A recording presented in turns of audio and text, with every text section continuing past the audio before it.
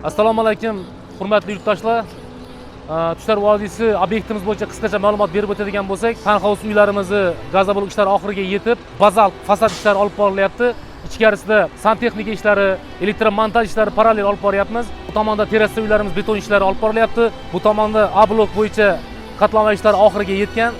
Oxiriga yetib, armatura ishlari olib borilyapti. C blokimiz bo'yicha aytadigan bo'lsak, C blokimiz oxirgi etajimizni prikritya betoni tayyorgarlik qilinyapti. Oxirgi etaji, xudo xolasa 2 kunlarda betonni olamiz. Pastki etajda gazoblok ishlari boshlangan.